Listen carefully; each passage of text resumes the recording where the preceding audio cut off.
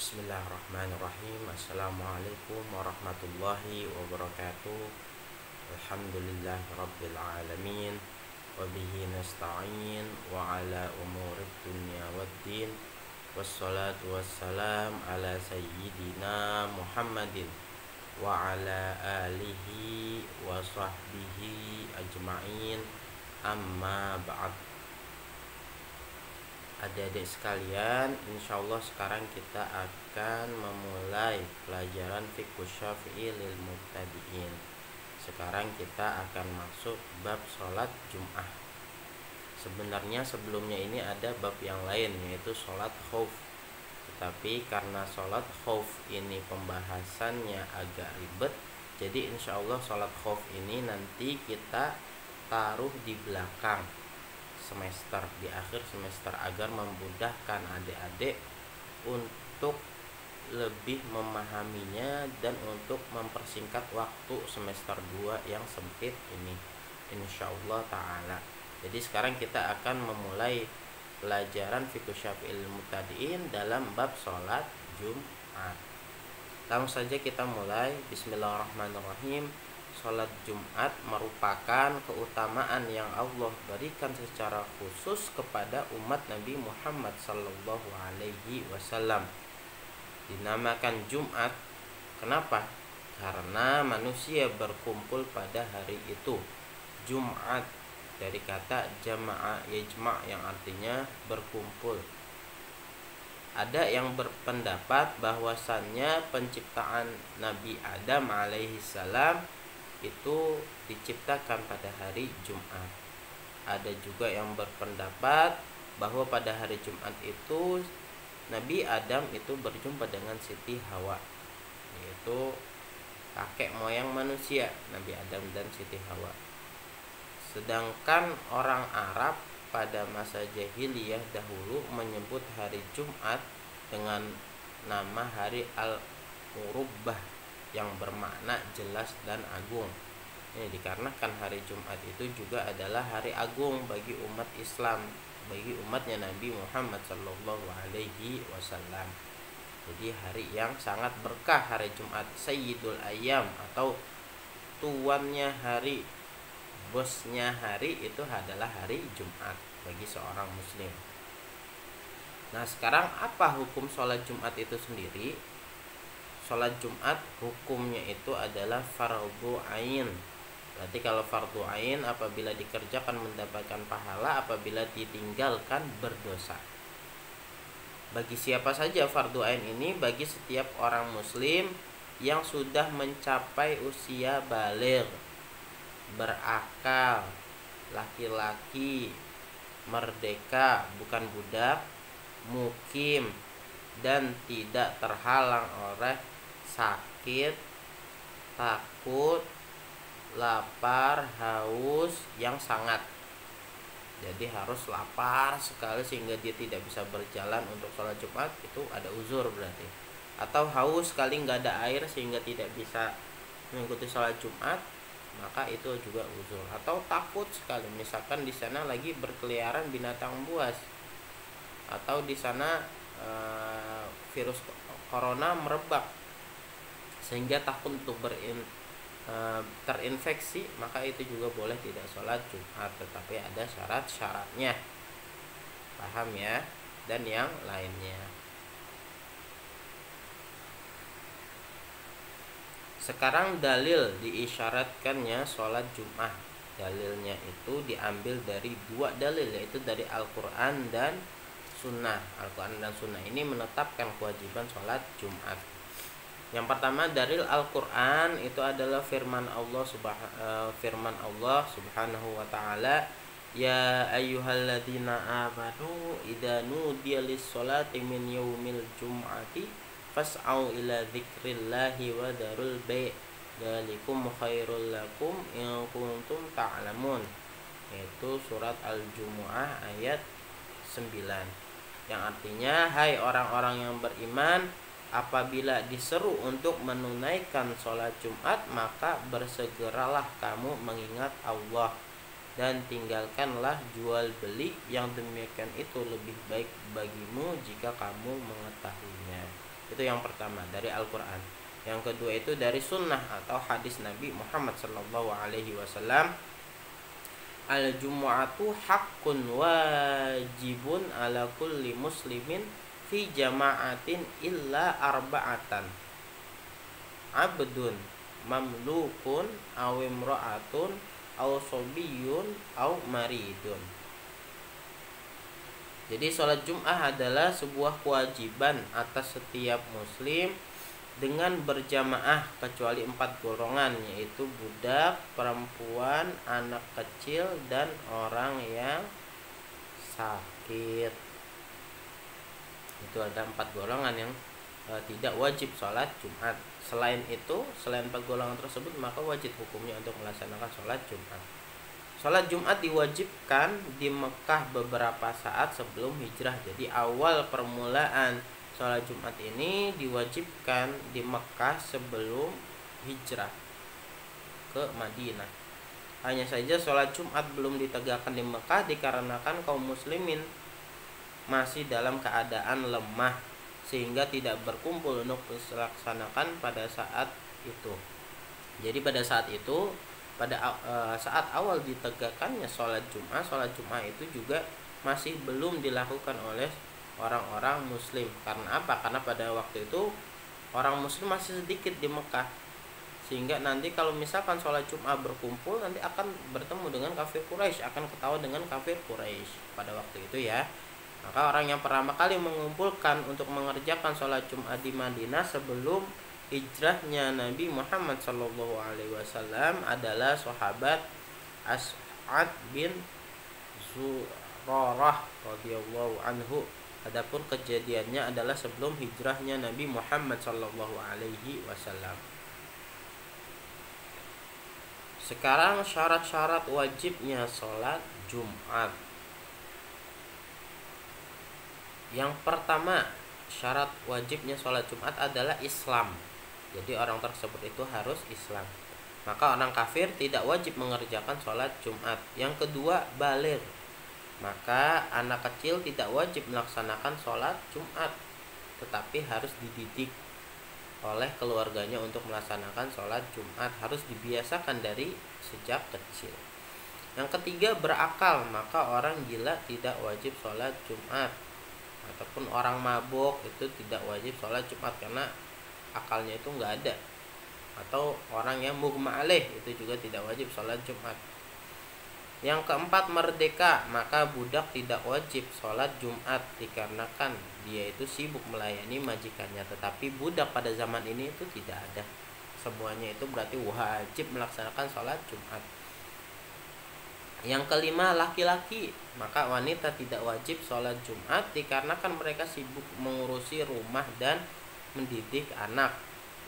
Yang keenam, sehat jasmani.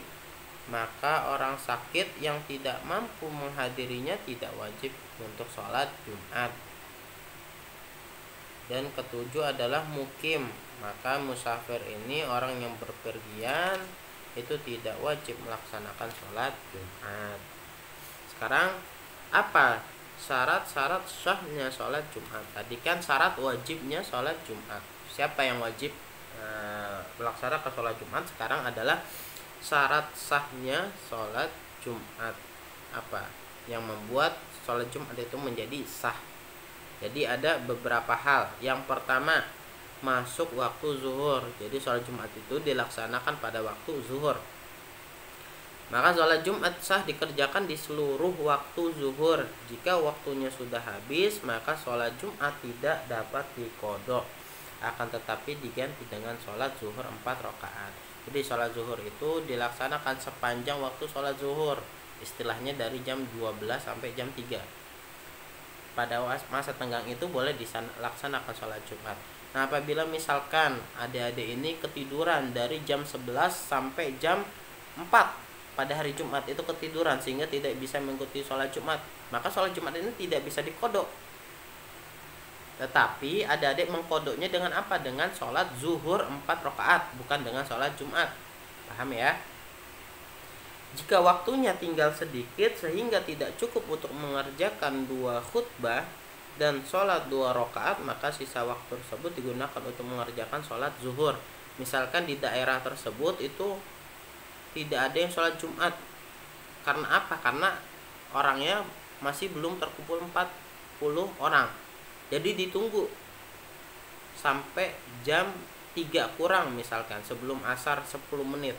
Nah, dalam waktu 10 menit itu tidak bisa dilaksanakan sholat Jumat. Maka orang-orang di desa tersebut, di daerah tersebut melaksanakan sholat zuhur, bukan sholat Jumat. Selanjutnya makmum yang terlambat 1 rakaat, dia tinggal menyempurnakan 1 rakaat lagi sholat Jumat jika waktunya itu masih cukup. Misalkan adik-adik ini ketiduran sehingga ketinggalan khutbah dan sampai ke masjid ini ketinggalan 1 rakaat. Nah, maka adik-adik ini tinggal menambahkan 1 rakaat saja untuk melaksanakan sholat Jumatnya. Tapi harus diingat, apabila adik-adik ini terlambatnya ketika makmum sudah selesai ruku, misalkan adik-adik sangat terlambat sampai ketika waktu itu imam ini sudah dalam keadaan at-tahiyat, maka adik-adik ini niat sholatnya niat sholat Jumat. Tetapi apa? Yang ditambal rakaatnya bukan 2 rakaat, tetapi apa? Tetapi 4 rakaat. Walaupun niatnya niat sholat Jumat, tetapi ditambahnya itu adalah ditambah 4 rakaat. Paham ya? Kalau ketinggalan 1 rakaat, maka cuman ditambah 1 rakaat untuk menjadi 2 rakaat. Tetapi apabila belum mendapatkan 1 rakaat pun, imam sudah di rakaat terakhir di tasyahud misalkan, maka adik-adik ini niat sholat Jumat, mengikuti imam di tasyahud, kemudian apa? Sholatnya itu menambahkan 4 rakaat. Itu adalah niat sholat Jumat yang rakaatnya itu berjumlah 4 rakaat, yaitu apabila adik-adik ini ketinggalan dan tidak mendapatkan 1 pun rakaat imam. Selanjutnya yang kedua, apabila dikerjakan di selain masjid, maka hendaknya sholat Jumat dikerjakan di tengah-tengah bangunan kampung tersebut, misalkan alun-alun, atau misal nggak ada masjid itu di lapangan yang luas, misalkan masjidnya itu lagi direnovasi. Apabila masjid jauh dari perkampungan atau tinggal di tengah padang pasir dan tidak ada kampung, maka dia tidak wajib sholat Jumat. Misalkan ada orang tinggal sendiri di hutan dan tidak ada kampung di sekitarnya, maka orang yang tinggal di hutan tersebut itu tidak wajib untuk melaksanakan sholat Jumat. Begitu juga sholat Jumat tidak sah apabila dikerjakan di padang pasir meskipun di tengah-tengah tenda. Itu artinya apa? Sholat Jumat itu dilaksanakan di tengah-tengah kampung. Tenda kan bisa dicopot, bisa berpergian lagi. Nah, maka tidak bisa, harus dilaksanakan dengan orang yang mukim, yang tinggal. Yang ketiga, hendaknya tidak ada pelaksanaan sholat Jumat sebelumnya atau pelaksanaan 2 atau lebih sholat Jumat dalam satu kampung. Jadi dalam satu kampung itu harusnya cuma ada 1 sholat Jumat, nggak boleh ada 2 masjid yang melaksanakan 2 sholat Jumat, itu nggak boleh. Kecuali apabila masjid tidak muat menampung jamaah seperti di kota-kota besar atau kampung yang luas. Kebanyakan sekarang itu penduduk Indonesia ini padat, makanya kadang-kadang satu kampung itu ada 2 sholat Jumat. Nah, ini diperbolehkan asalkan jamaahnya itu membludak sampai apa? Sampai bisa keluar-keluar, maka boleh melaksanakan 2 kali sholat Jumat. Di kampung ada 2 sholat Jumat itu diperbolehkan karena ada uzur. Cuman kalau andai kan ada satu desa orangnya itu sedikit, kemudian ada sholat 2 Jumat di sana, maka tidak diperbolehkan. Paham ya? Nanti yang dianggap adalah sholat Jumat yang dilaksanakan terlebih dahulu,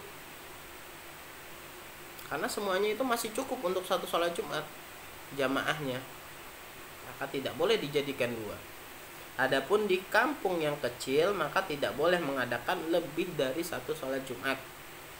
Apabila terjadi pelaksanaan 2 atau lebih pelaksanaan sholat Jumat dalam satu kampung kecil, maka yang sah adalah yang lebih dulu pelaksanaannya. Mana yang lebih dulu melaksanakan sholat Jumat, itu yang sah.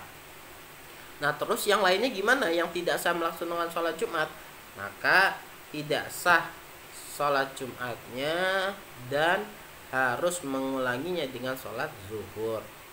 Makanya dalam satu desa yang kecil, kalau muat untuk satu Jumatan, maka harus dilaksanakan sholat Jumat hanya satu kali saja. Yang keempat, dikerjakan dengan berjamaah. Sholat Jumat itu dikerjakan dengan berjamaah, nggak ada sholat Jumat yang dikerjakan dengan sendiri. Dan syarat jamaah hanya wajib pada rakaat pertama saja. Nah ini apa maksudnya? Apabila imam sholat Jumat bersama 40 orang, kemudian baru dapat satu rakaat lalu imam batal. Ketika imam batal kan menjadi 39 rakaat. Nanti setelahnya itu sholat Jumat wajib dilaksanakan dengan 40 rakaat. Nah, maka makmum menyempurnakan sholat Jumat sendiri-sendiri, maka ia sudah sah. Paham ya? Jadi minimal dalam satu rakaat itu 40 orang melaksanakan sholat Jumat.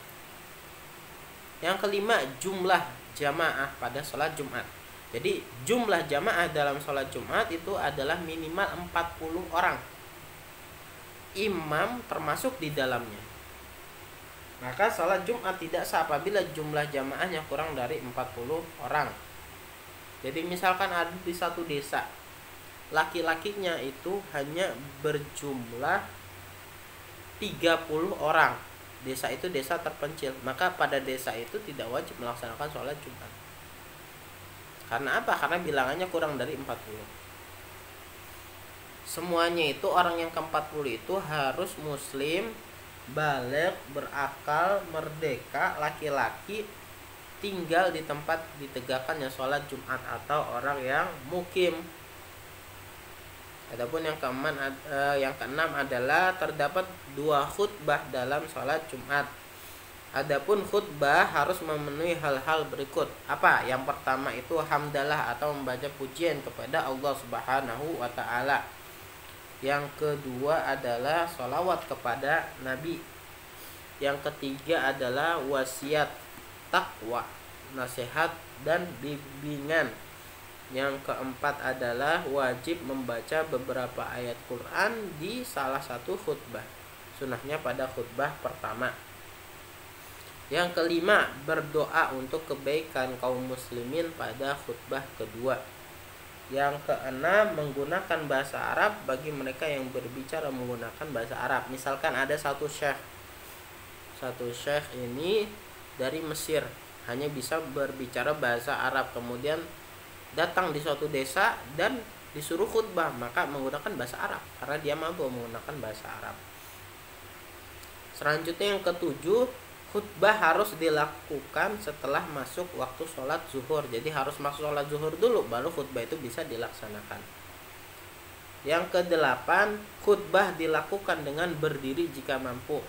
Tapi kalau ada orang imamnya atau khotibnya ini adalah orang tua yang tidak mampu untuk berdiri, maka diperbolehkan khutbahnya itu dengan duduk.